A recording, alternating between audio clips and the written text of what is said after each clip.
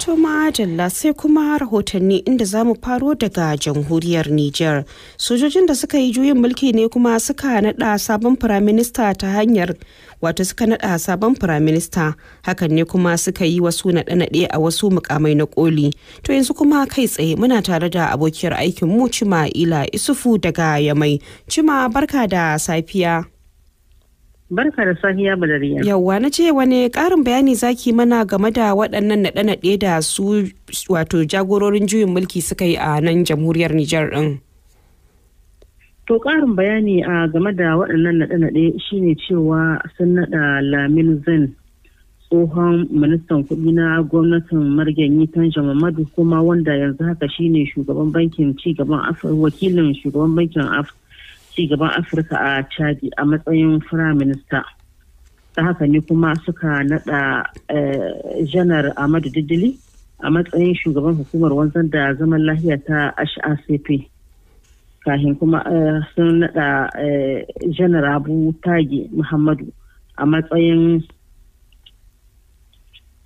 sufeto janar na soji da kuma jandarmeri. Ta haka kuma suka nada wani shugaban soji na musamman na shugaban kasa wanda suka ba kanal Ibra Ahmadu Bashiru rike shi. Kuma sun yi naɗin mai gurbin shi janar Chani kin cewa da shugaban rundunar fada shugaban kasa wanda aka ba kanal Habibu Asmana. Da yake muna da isasshen lokaci ko a shirye-shiryenmu na gaba za ki kawo mana rahoto akan wannan, so da ke na tambaye ki na ce miki shin me ake ciki game da ganawar da su jagororin sojin nan suka yi da babbar jami'ar Amurka Victoria Nuland da ta zo inda ta yi zargin cewa inda ta yi karin bayanin cewa ba su batta ta ga shugaba Bazoum ba. Kina da wani karin bayani kan wannan? To karin bayani kan wannan shine dai ta ce sun tattauna da shi janar Sani Abdurrahman King inda suka yi bayani da dama, sai dai ta ce ba su bata dama ganin shugaba Bazoum ba, kuma duk da hakan dai ta ce sun gane illar kawo sojojin waganar a wannan kasa kamar yadda kasashen sojojin haya kenan na kasar Rasha ko? Sojojin haya na kasar Rasha ta ce sun gane illar kawo su a cikin wannan kasa. Akwai waɗansu rahotanni da ke cewa wai shugabannin gwamnatocin sojin Mali da Burkina Faso da ke makwabtaka da jamhuriyar Nijar ɗin sun kawo muku ziyara. Shin kin samu bayani kan wannan? A jiya ne wasu ministoci na ƙasashen Mali da Burkina Faso ƙarƙashin jagorancin Kanal Abdullahi Mai kakakin gwamnatin ƙasar Mali suka kawo ziyara a nan jamhuriyar Nijar inda suka gana da shugaban majalisar ceto ta ƙasa janar Abdurrahman Chani. Bayan haka nan ne kuma suka yi wata zama ko kuma in ce suka yi wani zama na aiki tsakanin tawagogin sojojin ƙasashe uku cewa da Nijar, Mali da Burkina Faso, inda suka tattauna kan yadda za su haɗa ƙarfi da ƙarfe wuri ɗaya tsakanin sojin sama da na ƙasa da zaran an kawo hari a wannan ƙasa ta jamhuriyar Nijar. To muna godiya Cima Ila Isufu, wakiliyarmu daga birnin Yamai na jamhuriyar Nijar kenan.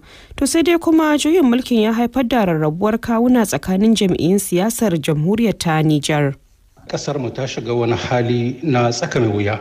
To bayan mun dogon nazari muka gano cewar a gabar da muke ciki yanzu hanya mafi sauki ta samun kwanciyar hankali ita ce shugaba Muhammadu Bazoum ya amince ya yi murabus. Jam'iyyoyin na siyasa babu ruwansu da yanayi na talaka, babu ruwansu da wane ne ka mulki. Abin da ya dame su ya za su yi a ce ana yi da su kulluyomin kullum su ne. Jiragen sama suka fara tsokaci kan yadda rufe sararin samaniyar da sojin Nijar din suka yi zai shafi sufurin jiragen sama. A ranar Lahadi ne dai sojojin da suka kifar da gwamnatin Muhammad Bazoum suka sanar da rufe sararin samaniya dab da cikar wa'adin da kungiyar ECOWAS ta shata musu na mayar da mulki ga kasashen ga zababben shugaban kasan. Kungiyar ta ECOWAS dai ta sanya ranar Alhamis mai zuwa a matsayin ranar da za ta sake zama domin duba mataki na gaba bayan cikar wa'adin. Ga rahoton da Habiba Adamu ta haɗa mana. Rufe sararin samaniyar da Nijar ɗin ta yi ya ɗauki wani sabon salo a rikici tsakanin sojojin da suka yi juyin mulkin ƙasar da kuma ƙungiyar raya tattalin arzikin ƙasashen Afirka ta yamma wato ECOWAS. kuma a cewar masana lamari ne da zai shafi sufurin jiragen sama masu yawo a yankin. Kaftin Ado Sunusi wani mai sharhi ne kan harkokin da suka shafi zirga-zirgar jiragen sama a Najeriya, kuma ta wayar tarho ya shaida mini cewa musamman yammacin Afirka ko musamman ma Najeriya zai shafe ta sosai, saboda yankin duba yammacin Najeriya duka tana da boda ne da Nijar, kuma idan sun rufe sararin samaniyar su duk jiragen da suke tohowa daga Turai har ma daga Ingila dole sai sun zagaye sun bi ta ko Mali, Burkina Faso kafin su shigo Najeriya, ko kuma su koma su biyo ta Chadi. Wato zai ƙara tsawon tafiyar su kenan, kuma jirage za su sha mai, kuma kuɗin jirgi zai ƙaru. Ta yaya hakan zai shafi ɓangarorin biyu musamman ita Nijar ɗin da Najeriya?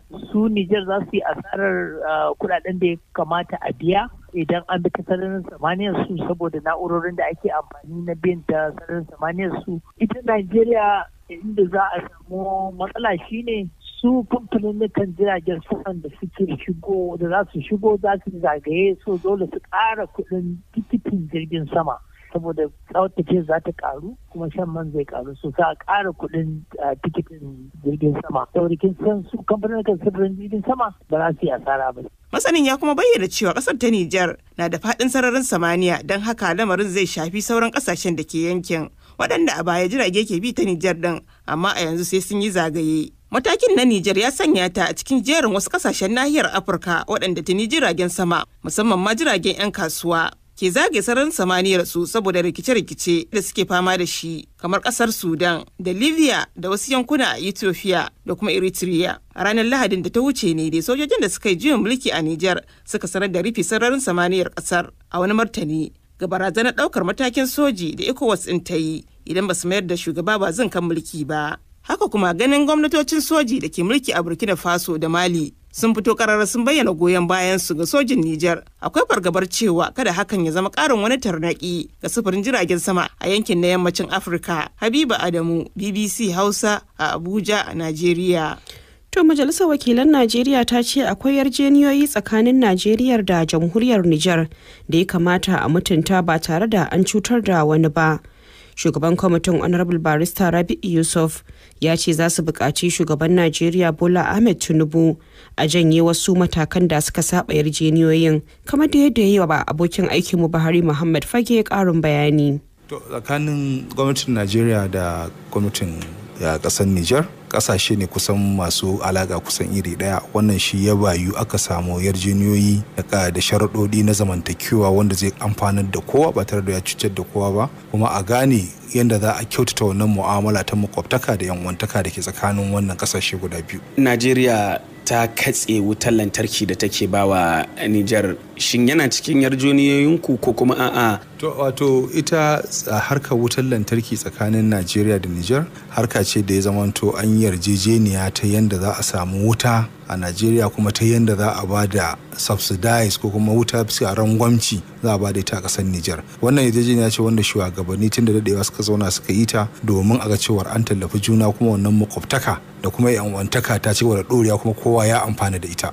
Ita katsa wutar lantarki bisa yarjejeniyar da aka yi da Najeriya da Nijar kusan an dan yi gaggawa gaskiya wajen yankewa, wato abu ne da ya taso cikin fushi ko kuma cikin yanayi na rudu da aka samu kai a ciki. Kamata ya ce an ƙara tattauna, an ƙara faɗaɗa, an ƙara nazari kafin a ɗauki wannan mataki. A bisa yarjejeniyar da aka yi an yi gaggawa kwarai da gaske. Kamar wannan mataki da aka ɗauka akwai wani haɗari da ita Najeriya za ta iya fuskanta? Yana daga cikin ita wannan yarjejeniyar da aka yi ta bayu ne saboda akwai kogin River Niger da ya yi flowing ya fata so tun daga wajen Mali, Senegal ya dawo Niger ya faɗo har Najeriya, wanda ya zo ya taru aka yi kogin Kainji Dam a nan gurin. To Kainji Dam da aka yi shine ya bada yarjejeniyar da aka yi, to wutar lantarki za a samar da wuta a wutar lantarki a Kainji Dam, za a samma kasar Nijar wani abu daga ciki cikin saukin al'amari a basu masu amfana da shi. Wannan al'amarin zai sa su kuma ba za su iya datse River Niger da ya shigo da su masu kafa dam ko wani abu da zai gatsa wannan ruwan ba, wanda in ya katsa wannan ruwan to ainihin ruwan da zai hanzarta ya bada karfi ga Kainji Dam to zai zama to ya raunana, sai da haka su ba su dam ba, dam ya zo ya yi tare a Kainji, to za a san musu wani abu daga cikin wuta. To ku duk kuna ina aka ɗauki waɗannan matakai? To wato a al'amarin da ya faru wannan in ka duba abu ne abin da kai ce a ce ana cikin tsari na demokaradiyya a ce an zo an samu canjin gwamnati an hamɓarar da demokaradiyya gwamnatin da jama'a suka zaba. To kuma wannan abin shi ya jawo sai dai yawo ko kuma ECOWAS suka tashi haikan su ga ta yaya za su fito da waɗannan abubuwa domin a gyaggyara. So lokacin da aka yi wannan abubuwan ba wai daga nan aka abubuwa ne da ya faru cikin hanzari cikin rudewa ana gaggawa a ga cewa ta yaya za a ga an dakatar da masu juyin mulki amma da an ba abin daki ba za a samu kai a wannan gabar ba. Ku yanzu wanne mataki za ku ɗauka ganin kai tsaye daga cikin maganganun ka nuna an karya ɗaya daga cikin yarjejeniyoyi da aka cimma tsakanin Najeriya da Nijar? Za mu jawo hankalin ita gwamnatin tarayya karkashin mai girma shugaban kasa His Excellency Bola Ahmed Tinubu domin a yi ribas a mutunta wannan yarjejeniyan. Wannan hakkinmu ne wanda muke da wannan gaba.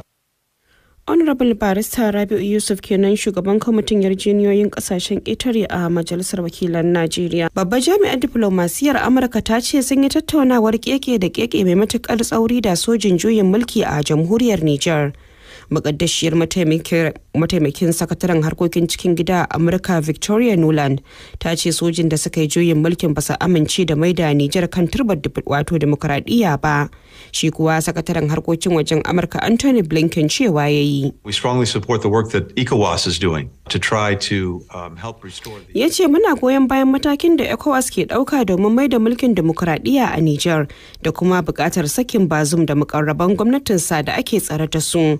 Sai dai Ms. Nuland ta ce sojojin sun ki amincewa ta gana da hambararren shugaban kasar Muhammad Bazoum. Ya fi karfin sojojin haya wannan ba irin ko lokacin da suke yakin neman zaɓe su 'yan siyasa ba su tara mutanen da Nijar waɗannan sojojin suka masu goyon bayan mulki ba. Kuma abin da mutum ai zai tambaya shin me isa ma ake juyin mulki? Na'am.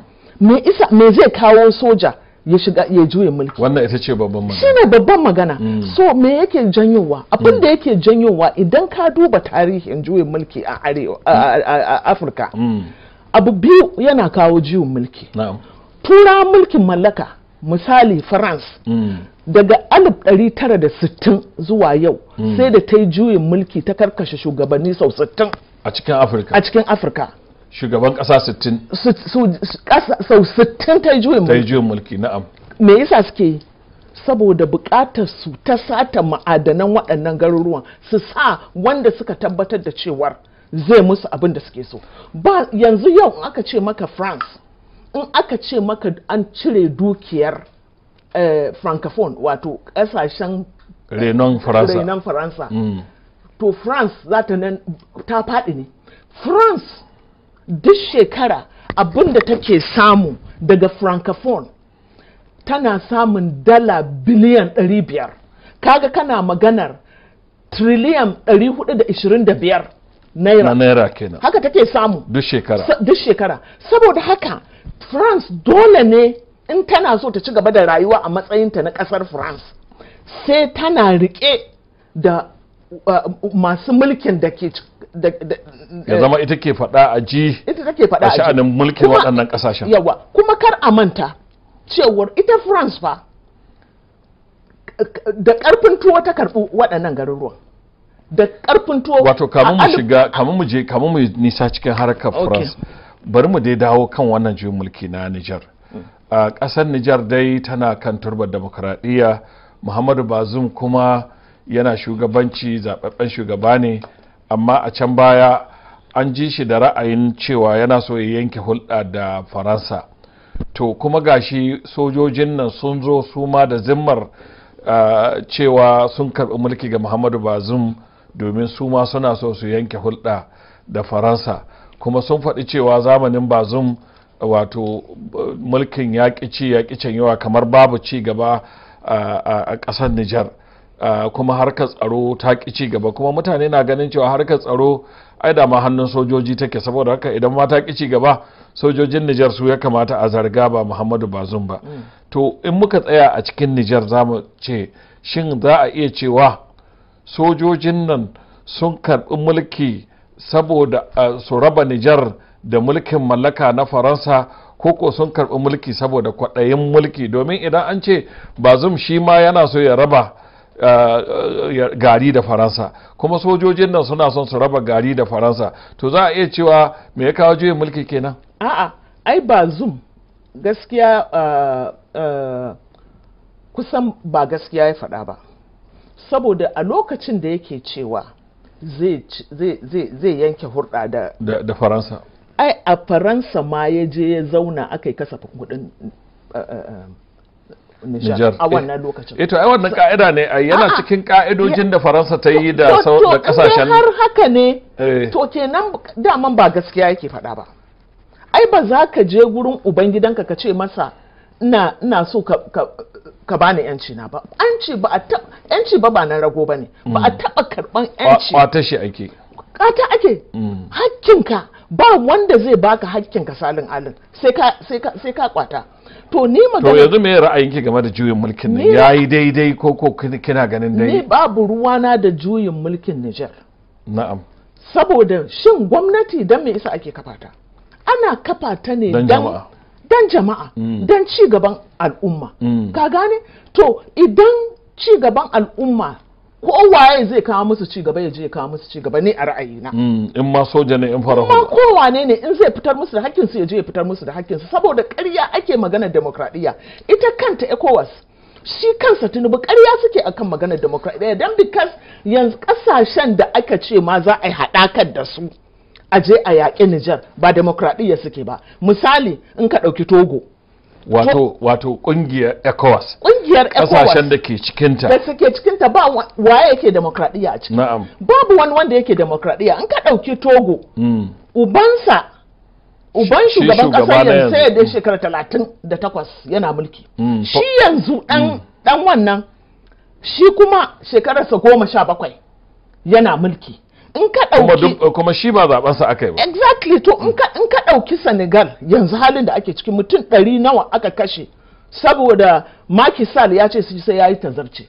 In ka ɗauki ƙasar Gabon shekara nawa Omar Bango ya tun 1967 yanzu ɗansa ya ɗauka. In ka ɗauki ƙasar Kamaru yau Paul Biya ɗansa ne yake mulki ya fi shekara 40 yanzu ma bai san inda yake ba yana mulki. To a ce waɗannan bai da lafiya yana faranshi ɗansa na mulki, amma ɗan shi ya karɓa. To a ce waɗannan wai su ne za su je su yaƙi akan demokradiyya. Ita kuma Najeriya da take gaba da gaba da shi Tinubu da yake gaba da ai har yanzu yana kotu ana shari'ar zaɓe. Shi ma yanda sojoji suke faɗan sun karɓi mulki a haka aka yi masa karfe 3 dare aka faɗa a 'yan Najeriya cewa Tinubu ne shugaban ƙasa. To saboda haka idan kai ba maganar demokradiyya ba ce ta sa ake rigima tsakanin. To me yasa ake rigima? Abin da yasa ake rigima ni ina kallon sa ta fuska biyu. Na'am. Kaga France dai ɗaya daga cikin yarjejeniyar da suka yi da dukkan francophone dukkan ƙasashen da France ta raina.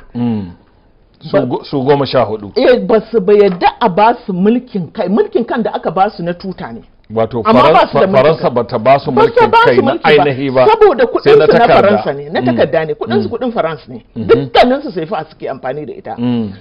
Sojojin su suna nan a kowace ƙasa ta Faransa, wasu ƙasashen ma har da 'yan sandan Faransa suna ciki kuma sun ce suna da ikon da za su shiga su abin da suka ga dama a lokacin da suka ga dama. In ba ku manta ba, sojojin Faransa a Cote d'Ivoire, Ivory Coast, haka suka zo suka sa wa shugaban ƙasarsa Ankwa Gbagbo aka tafi da shi. Akan kuma maganar harkar zaɓe ne suka ɗora wanda suka san cewar zai ci gaba da yi musu abin da suke so. So maganar demokradiyya ƙarya ake, ba maganar demokradiyya ba. To yanzu kenan ana zargin Faransa ita ta zuga wannan juyin mulki na Nijar, domin gashi ana cewa sojojin Nijar ba sa dasawa da Faransa, har ma sun ba Faransa adadi ta kwashi kayanta ta ƙara gaba. To idan Faransa ce ta ɗora waɗannan to waɗannan ba za su ce za su kori kuma mun ga Mali ta kori Faransa yawa ita ma ta yanke hulɗa da Faransa ta yanke hulɗa da haka Gini haka Burkina Faso to ka gani ba zai yiwu a ce ka kori wanda yake gallaza maka yake sace maka ma'adanai ya bautar da kai yake ci gaba da bautar da kai ka ce wai kuma shi yasa ka kore shi ba ka gani wannan duk ƙarya ce so ni a tunanina su waɗannan sun yi juyin mulki Allahu alam ko dai sun ga cewar lokaci sun gaji da bauta wato juyin mulki ne na kwatar yanci to ka duba ka gani ka duba ka gani yau uranium din da ke Nijar tana ɗaya daga cikin ƙasashen da suka fi kowa yawan uranium a duniya wasu ma'adanai na wutar da ake wutar lantarki na'am a cikin kashi 3 na wutar lantarki ta France kashi 1 daga cikin kashi 3 daga uranium din Niger ne ake ba Faransa wuta amma yau Niger ba ta da wutar lantarki sai ta jawo a Najeriya wai sai ta jawo a Najeriya to kuma yaya za a suna da yanzu abin da suke cewa a'a ma'adanan mu su zamba namu amma a dokance a yarjejeniyar da suka yi da France dukkan francophone kashi 50 daga cikin 100 na dukiyar kasar su na France ne kuma ma wanda ike ba na dukiya ba hajiya na albarkatun kasa ai shine nake nufi na albarkatun kasa shine dukiyar nake a tunani arzikin kasar tasu a yarjejeniyar da suka yi kafin su ba su wai yancin kai na takarda shine kashi 50 daga cikin ma'adanan ku namu ne sauran kashi 50 din ma mu za mu siya in mun siya kudin na kasar mu kuma ku zo mu ba ku bashi da ruwa daga cikin kudin ku to saboda haka wani lokaci kamar ma yadda muka fahimta shine kowace ƙasa Faransa ta yi wa mulkin mallaka wato za ta kai dukiyarta ka cokau kashi 60 a ƙasar Faransa